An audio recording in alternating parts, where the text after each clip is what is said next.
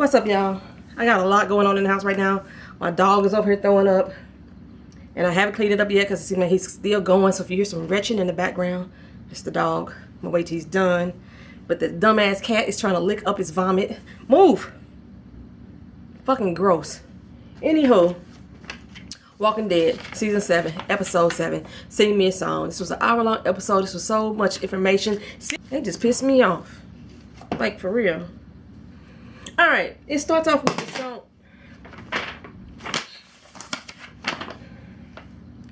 You may not get this goddamn review. Shit. It starts off with Michonne down at the damn mattresses where Negan and them burnt up they fucking mattresses. She on the road. She looking pissed. And I'm confused as hell of what the hell is going on with Michonne right now. But she's down here on the road, and then she starts to follow this little trail. Looks like a trail of oil, and she's whistling Dixie. Actually, she's whistling Farmer in the Dale. Farmer in the Dale, Farmer in the Dale. How the Dario, the Farmer in the Dale. She's doing it a little bit slower, but that's what she's whistling, Farmer in the Dale. And then she starts to draw in walkers for her whistling. This was her intent. Get the walkers on the road. She's stabbing them up, slicing them up in the head, as Michonne can only do. Right? So, but then she drags their bodies off. She drags their bodies off and leaves her walkie-talkie and her sword in the middle of the road. And I'm like, what the fuck are you doing, Michonne? Yeah, so she does that. She drives them off. And then next they cut to a scene where it's two of Negan's people. They got the truck of supplies that they had just took from Alexandria. Not Alexandria. The truck of supplies they just took from Gregory, the hilltop. And they're driving their back. But for some reason they're sitting on the road. I'm not sure exactly what they were doing. But they're sitting in the middle of the road. And Jesus and Carl is in the back of this truck. Jesus still emptying out all their supplies. He's cutting open the bottom of the box. So basically when they pick up the box, all the shit falls out. And as they get closer and closer to the sanctuary, Jesus notices the statue that's outside of it. He realizes they're getting close. So he starts to drip syrup out. This was some watery, runny ass syrup. Did y'all notice that? What syrup comes out of a bottle that damn fast and that damn liquefied? Just really thin. Make sure I don't ever buy that. Couldn't have been Aunt Jemima. Aunt Jemima don't come out that thin, even though the bottle did look like Aunt Jemima's bottle. But anywho, so Jesus says, since we're getting close, we need to jump off. Carl's like, I can't jump off, you know, that's not safe. He said, dude, it's not the fall that hurts, it's us trying to stop the fall that's hurts. So just drop off, tuck and roll, and keep it moving. So he was like, all right, dog, you go first.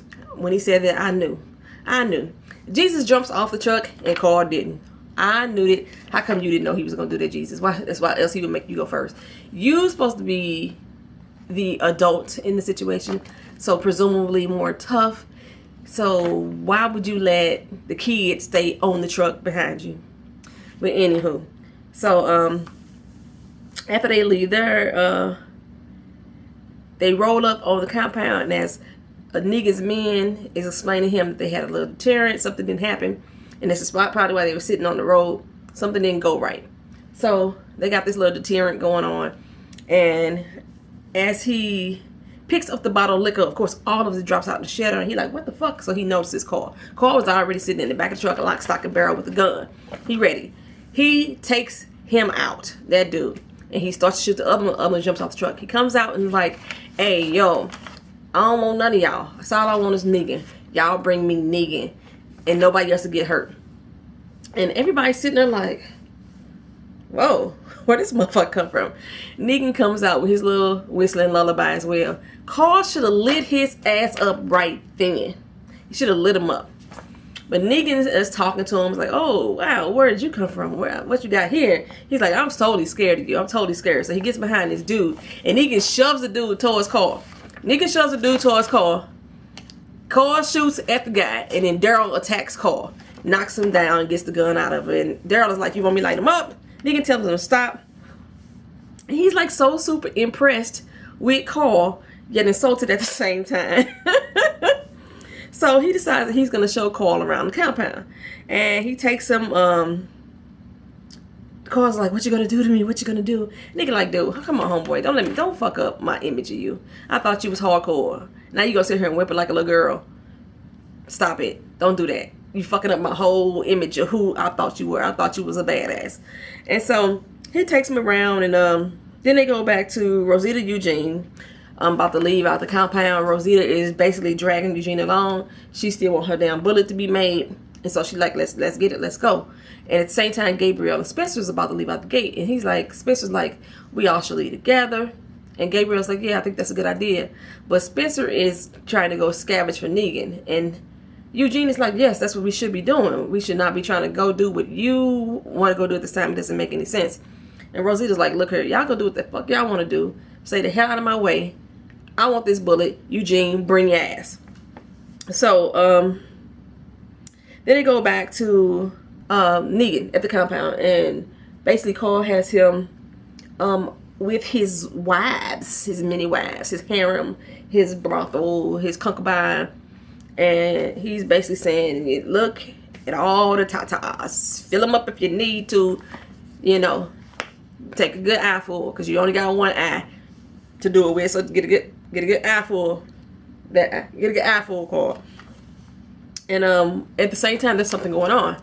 Shelly is hugged up with this little chica, and he's coming up to her and saying, okay, what the fuck happened between there was a little deterrent, and evidently this is the reason why the truck took so long to come back, and because maybe Mark was supposed to meet him somewhere, something didn't happen. But regardless, Mark got off his post to go meet up with Amber. Amber must have been his ex-girlfriend or wife. They didn't say which one it was. And basically they went to go smash, and Negan like, this bitch knows she ain't supposed to do that.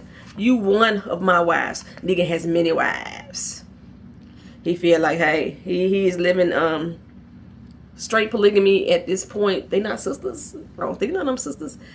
But he had a sister in there. Did y'all see that sister in there? He had him a big bosom-eyed sister too. Negan like him some ladies. He said he liked to sleep with different women. So ain't no point of living the old rules the old way. He make up his own rules. And the one thing that he expect is for his wives to what, Amber? Not cheat on him. And what you gonna do, Amber? You decided to go back to your old boo. And you cheated on me with your old boo. So now I gotta do something. I gotta teach you a lesson. And Shelly had already said, go easy on her. She just made a mistake. Shelly is a little tough with Negan. You know, she got a little quick mouth. I could tell that Shelly is his main bitch. His what they called him in the prostitution world. You got the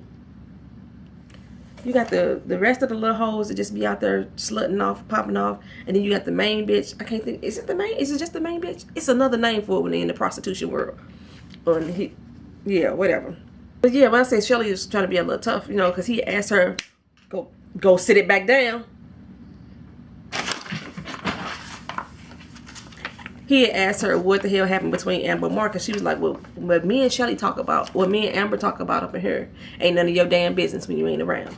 And so when he had Daryl bring him some food, and Daryl's like, what the hell is Carl doing here? And so Negan turns to Daryl and says the same thing Shelly just said, what happens up in here, you ain't got nothing to do with this. Don't ask me questions, don't tell you no lies, basically. So Rick and Aaron come up on some land. It's a sign that says, only thing you won't hear is some trouble. Stay the hell away, pretty much. And Rick is like, we gotta go get it. If he talking like that, he must got something. So let's go on up in there. Aaron is a little brave. Aaron's like, okay, let's go. I mean, he don't question it. They just go. They out, you know, scavenging for Negan. They think that they can come up on some stuff right there. And so now Gabriel and Spencer is on the road and they ride, and Spencer is basically saying that he can't stand Rick. If it wasn't for Rick, his mama, everybody in his family would be still alive. And Gabriel said, you don't know that. You don't know what would have happened. He said maybe the fact that they're dead kept some other people alive. You don't know, think about that. He's like, he doesn't think Rick should be in charge. The only thing that should happen right now is that Rick never makes it back. It sounds like Spencer's trying to plan an overthrow of Rick. Gabriel's like, I ain't trying to hear that. You know, the man is inspiring to me. He does what he gotta do. And right now, you be an asshole. You ain't gotta be like that for the rest of your life, though. This shit ain't terminal. Just let it go. Come back. Let go and let God. Let go and let God. That's what he's saying. So basically, Gabriel tell him, yo, I'm done. Put me out the car. I'm gonna go and walk back. So he starts to walk back to the compound. Spencer hears a walker off in the woods, and he takes off to go find out what this walker is about. And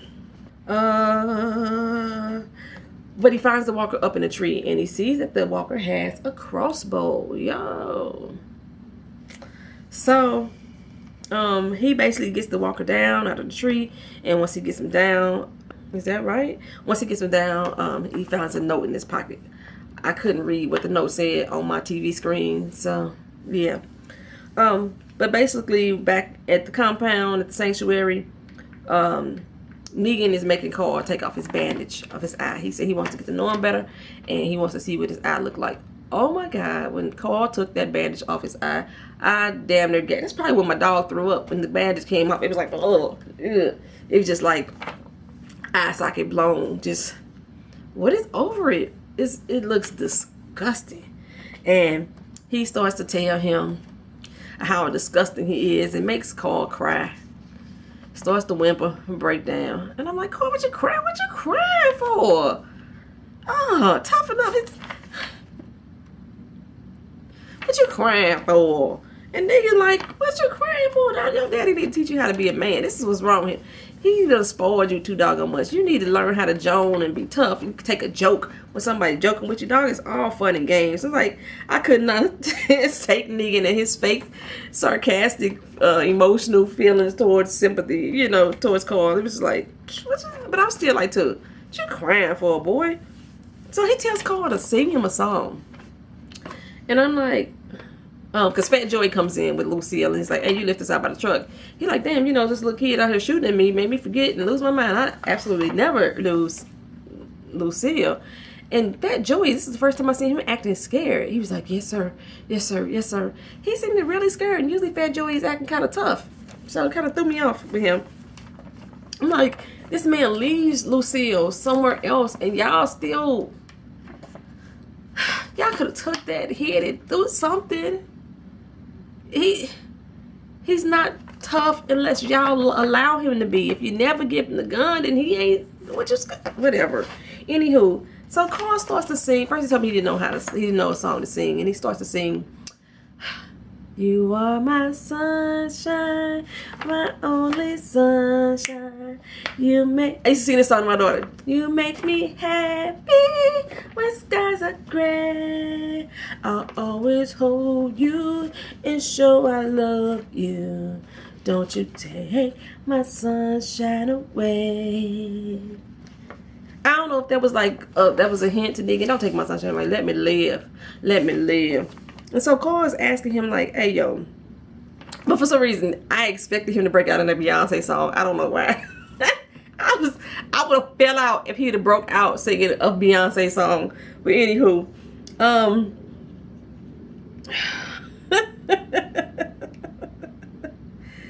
so basically, what is going on? So he goes out and tells Carl that it's time, and he had told earlier for Dwight to fire up the furnace. And so I'm assuming that he's finna burn Carl's face like he did Dwight's. But I forgot all about the Mark and Amber situation. So he had Mark lined up, and he had to put this iron in this big ass wood burning fireplace, and he took the iron and he put the iron up against Mark's face, and he let that skin burn, and it peeled off onto the iron. Oh, I'm about to retch myself. These animals making me sick, and this storyline making me sick or what have you. And he burns him until his skin peels off, and he passes out. And then he says, oh, he's pissing. He pissed on himself.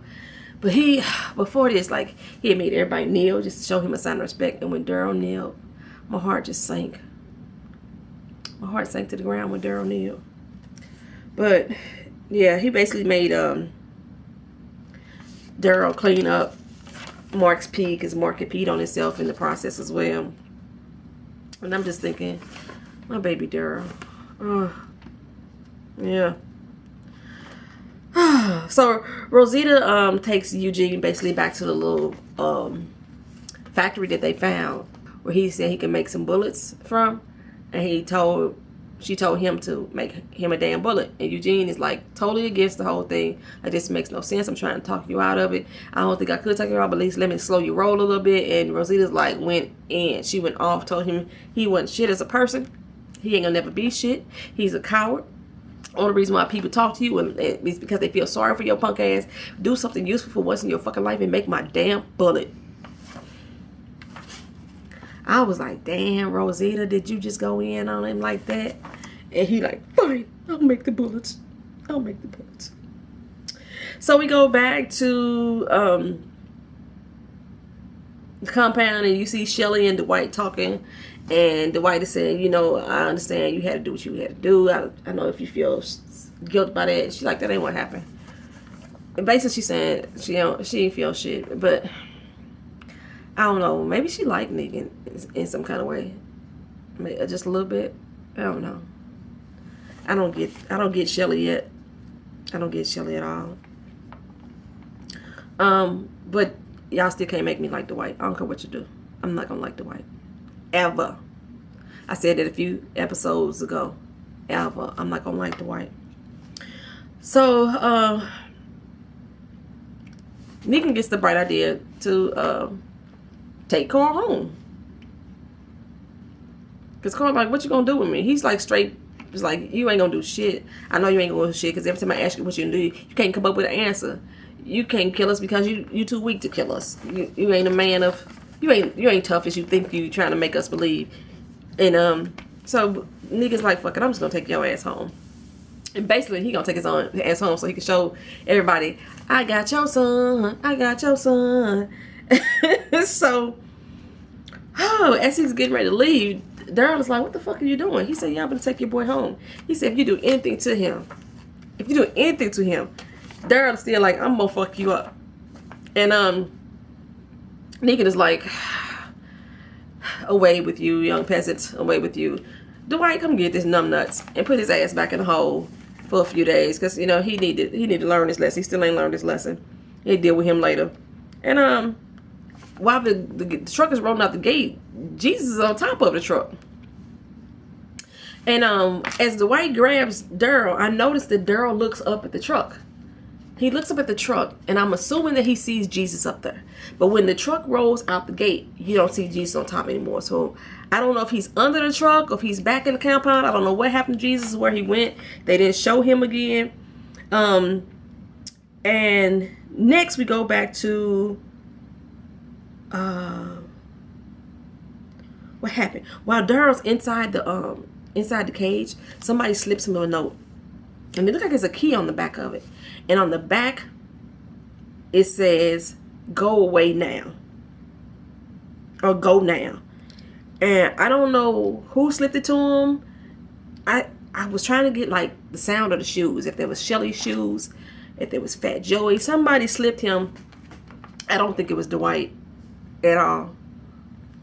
If it was Dwight, I still can't stand him. But I don't know who slipped in this note that said go away. So it doesn't show what Daryl did with that note. Next we go to this redhead chick on the road. Her hair color look good. I think it's like vampire red. It looks cute. And she's along the road and she rolls up on this pile of dead walkers. Freshly dead walkers just laying there. So one of them looked like he still wanted to speak. Rah, something like that, you know. And as she's standing there trying to figure out what the fuck did I just roll up on? Sword to the head. Sword to the temple, baby. There goes Michonne. Michonne is like, take me to your leader. Take me to your leader. And the chick is like, what? She's like, take me to motherfucking Negan. That's what I said. Everybody is ready to go up to this sanctuary and just go take Negan out. Rosita with the bullet. She don't care. That's all she got is one bullet. She wants to use that one bullet for Negan's ass. That's what she wants to do. Michonne wants to go to the sanctuary and take out Negan. Carl already up in the sanctuary ready to take out Negan. That's all Jesus was supposed to be doing, is finding the compound so he can come back and tell Sasha where it's at, so Sasha can go up to the sanctuary and take out Negan. Everybody's planning on taking out Negan. They figure if they could bite off the head that the rest of the body would die, because the rest of the body just scared of his ass anyway. But Trevor, oh man, what was his name on this show? He's Trevor from GTA. He might step up in Negan's place. He seems like he likes that job. But like, Negan actually takes Carl back to Alexandria. I was so shocked. He knocked on the door and Olivia answered the door like, what the fuck? And here he go with Olivia and the fat jokes again. Because she was saying people was practically starving her. And he's like, what? Stop playing. Your big ass, no, you ain't starving. That's what he said in so many words. Don't take it from me. I'm on the weight loss journey myself, so I know I'm a big ass girl too. But that's basically what she said. And he said, you know what? Maybe we should just go bone. We should just go smash. Olivia smacks the shit out of Negan. That don't do nothing but turn him on. He like women with feist in them, because I think he really want to get with Megan and Rosita, because he like women with feist in them. Olivia smacked the shit out of him, and I was shockingly not fearful of her life, because I know Negan likes women that talks back to him. It's kind of, he's psycho. So he apologized to Olivia. Like I said, before he proposed her for sex, she smacked the shit out of him. And then Negan's like, hey, Carl, take me on the tour. So Negan is going around the house with Carl. He's playing darts on Carl's dartboard. And then he says, it's one other room. I forgot all about little Judith ass. And he sees Judith. And then Negan falls in love with this baby. And just from prior episodes, I could tell that Negan wants kids. I don't know if the women probably so goddamn stressed out on that compound that they can't produce. I know when I was in Africa, the situation over there was so tense. I didn't even have a menstrual cycle in 4 months. So the women probably are stressed the fuck out, and they can't conceive because of this, all the stress that's on their bodies. So yeah, Negan wants a baby, and he's sitting there just loving on Judith. And Judith was like, hey, I don't know who you are, but I ain't scared of you. And he gets Olivia to make them some lemonade. They sit on the front porch. People walk past. He's like, hey, neighbor, hey, how you doing? And he's sitting there with Judith. Judith got her head on his chest sleeping. He's like, I could really love it, her. I could love it. Maybe I should take out your daddy and take out Daryl, birdie ass in the flower bed, and I could make a home out of this. And the only reason why he would have to do that, because he know he still be fearful for his life. He know that if he left Daryl and Rick alone, and he trying to come and take Judith and make a house a home right there with Judith and Carl as his badass kid, it's gonna be all hell to pay. But he decided he gonna sit there and he gonna wait on Rick to come back from his travels.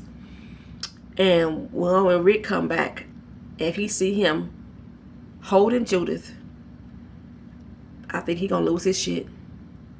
He gonna lose his shit.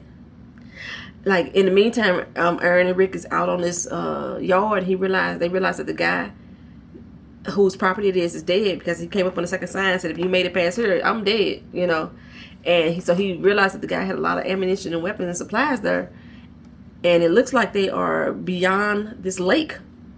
It's a bunch of dead ass walkers bobbing in the lake, and they gonna have to go get it. And Aaron and Rick is like, okay, we only got one day to do this, so let's go and get it. I hope that he is not gonna be getting these supplies to bring back to Negan. I hope Rick has not feel that far below the sword that he's like, save it for yourselves. Save it for yourselves. I hope so. Or at least don't take all of it. And but while they're out there, and Negan sitting on the front porch sipping on his Kool-Aid, rocking Judith Rockabye Baby, and saying what's up to the neighbors, inviting the neighbors over to come by for a spiel a little later, Rosita, Eugene, and Spencer walks back in the gate. And Spencer's like, oh shit, they here. Now, he did find a lot of other supplies. He said that the note he found on that guy was in Latin, and he's able to read Latin, so he learned what all the dude's supplies and everything was at. So he brought back a lot of stuff, and Rosita's like, you really finna just give everything to Negan, or you still a fucking wimp like that? And she's like, when they walked in the gate, and they like, oh, he here. And Rosita's like, yes, Negan is here. That one shot, I think Spencer's gonna give her up. Ooh, he bet not. Oh, he bet not. But I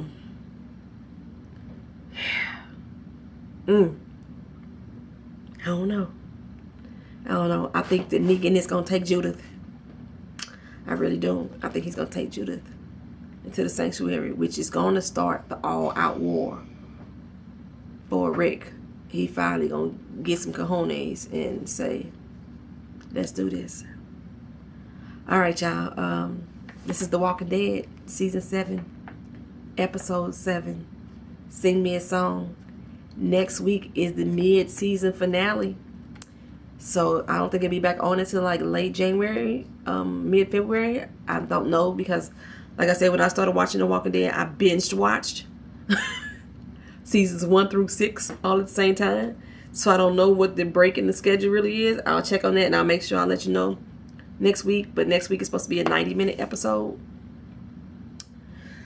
Ooh-wee, ooh-wee, and ooh-wee. All right, y'all. Peace.